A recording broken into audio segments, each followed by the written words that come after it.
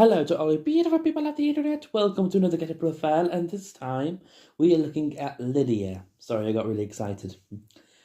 She's female, her hair is blonde. In issue 133, she is 16. In issue 187, she is 17. And in issue 193, she is 40. Before the apocalypse, she was an assumed middle school student, and after the apocalypse, she became a messenger for the Commonwealth. So not much is known about her, except that she was born in 1993 to Alpha and an unnamed man, who we can assume is Frank. After the apocalypse, in the volume Whispers into Screams, Lydia is one of the Whisperers to attack Jesus and his group. Lydia quickly takes out an unnamed guard, while her fellow Whisperer kills the other one. The last surviving guard, alongside Jesus, Darius, is stabbed multiple times. Lydia shouted out to another Whisperer, Joshua, when he was killed by Jesus. After going after Jesus, she stands behind him with a knife and taunts him, saying that he can't fight forever. However, before she can stab him, Darius shouts out to Jesus, showing that he's still alive, and he elbows Lydia, causing her to stab herself in the shoulder. She looks at her wound, surprised by the blood, and begs Jesus not to kill her. She is later tied up and brought back to the Hilltop colony. At the Hilltop, Lydia is questioned by Jesus and starts to reveal things about herself and the Whisperers. She tells Jesus that she is 16 and there are no children anymore. She reveals that her group tries to cooperate with zombies and that they do not kill them. Lydia tells Jesus that they have to work with the Whisperers or they will be killed. When Maggie arrives and takes Jesus off to talk to him privately, she's left alone and starts a conversation with Carl Grimes over the wall of her cell. Lydia asks Carl why he has been put in the holding cells. Carl tells her about his fight with the Hilltop bullies, and she is surprised that he would be punished for protecting the leader's daughter. He goes on to tell her about the community's philosophy regarding killing and their desire to return to civilization, leaving her relieved to know that she won't be executed. Lydia explains that she was on her first outing when her group encountered Jesus' group. Her people had encountered dangerous people before and made a preemptive strike. Soon after, Carl is released from the holding cells and convinces Maggie to untie Lydia. After he visits Lydia and finds her crying in her cell, she confesses that she is scared and feels alone. She misses the dead, saying that having them around her made her feel safe. To make her feel better, Carl gives her his cowboy hat, telling her that it made him feel safe and secure through everything that he'd been through. Lydia then says that the hat isn't exactly helping her to feel better, and in fact, it is Carl himself who is making her feel better, and that she enjoys talking to him. She is then interrogated by Maggie and Jesus afterwards, but refuses to say anything. Later, Carl vouches for her, and she is released and left under his watch. During the tour, they sit alone on a hill overlooking the town, where she tells him that it is cold, and they cuddle. After a while, she asks to see his eye, and after some resistance, he agrees to let her take off his glasses.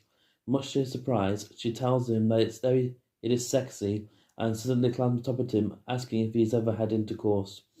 Speechless, he doesn't know how to react, and she just asks him if she can show him, to which he replies okay. After they're done, she remarks how nice it was, comparing it to her past experiences. Carl is somewhat alarmed to know that on certain occasions she was forced to do it, saying that what her people force her to do is wrong, whether they see it as or not.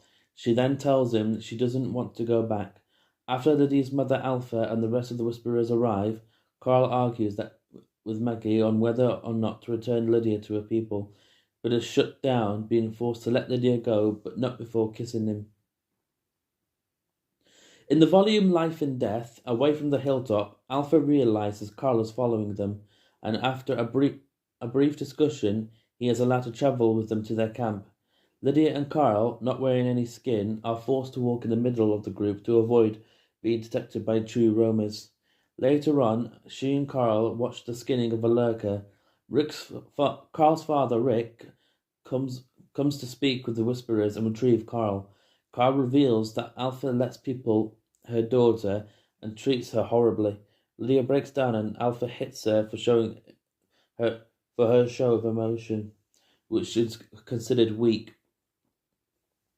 Alpha then disowns Lydia and secretly tells Rick that he can provide her daughter with more safety than she can and tells her to take her. Lydia travels with Rick and Carl back to the communities, a new deal negotiated between the two leaders.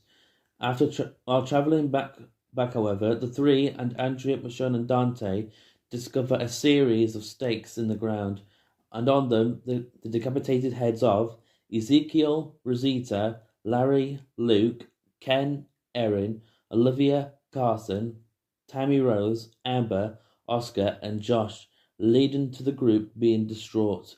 Lydia helps comfort Carl when he is especially saddened to see so many of his friends now dead.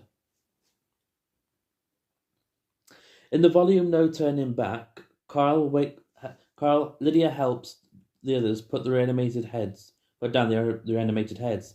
Suddenly, she is attacked by Michonne, demanding to know whether or not she knew about the border.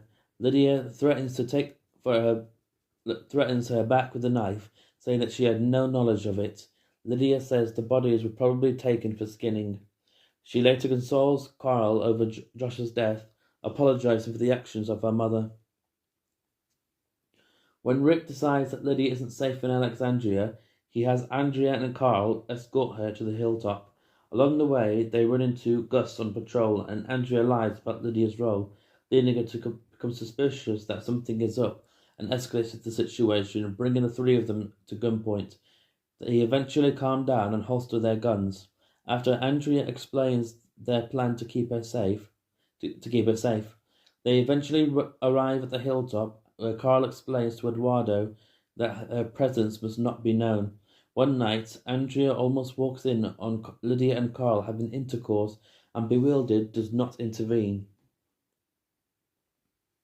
In the volume Call to Arms, Carl awakens one day to find Lydia staring at him. She laments that she wouldn't be there without him.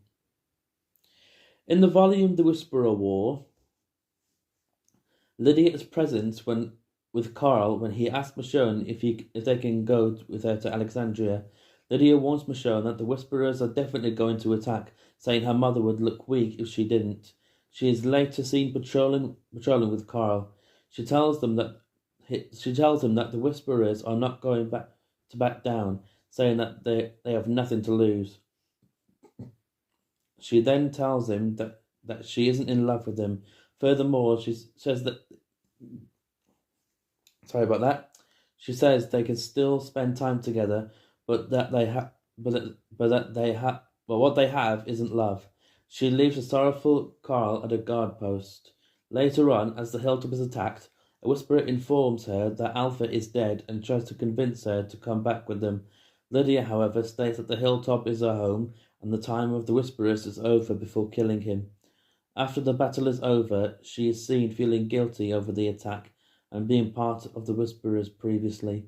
Carl approaches her and comforts her, and she tells him that he would hate her if he knew the things she has done, but Carl tells her that he and his people have done horrible things to survive as well. Lydia smiles and hugs him. In the volume The Rotten Core, Carl talks to Lydia in bed while she's asleep. She's later seen sitting with Carl during lunch.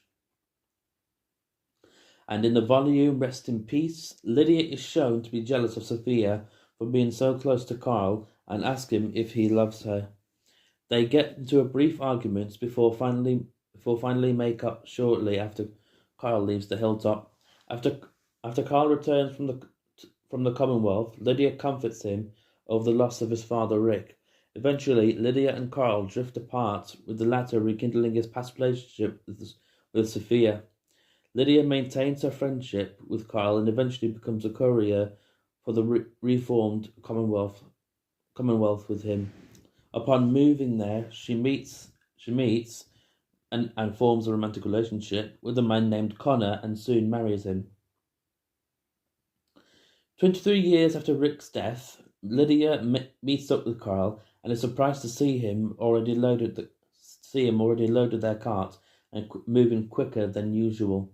Carl informs her that of his encounter with a walker from his brother-in-law's travelling show and how he decided to kill them all. Lydia comforts Carl by saying that he did the right thing and they proceed to begin their route. After making a few stops, Carl mentions that he wants to visit Springhaven along the way, knowing that is where Negan is residing. Lydia mentions how he has never shown up and is doubtful it will change. After a few more stops, they notice a flock of birds overhead and take in the sight for a few moments. As they set up camp, Lydia hears Carl mentioning that how she still wears his old hat. She mentions it must be worth a fortune and asks if he wants it back, with Carl refusing. When Lydia mentions his eye patch, Carl immediately gets defensive over it. After Lydia reminisces about her past, Carl angrily tells her to stop and reminds her he wears it as not to expose his daughter Andrea to anything from the past. The next day, the two board a train going to the west, and upon reaching Eugene's camp, marvel at the progress made since they last visited. Upon hearing conflicted accounts about Eugene's health, Lydia asks Carl if he truly is ill, which Carl responds he is unsure.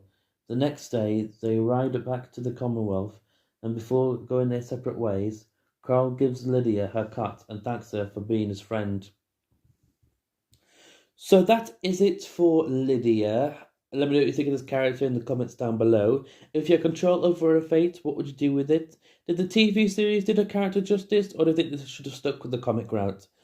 Thank you all very much for listening. If you like what you see, please leave a like and subscribe. If you don't like what you see, either leave a dislike or go away. I don't really care. And have a good day.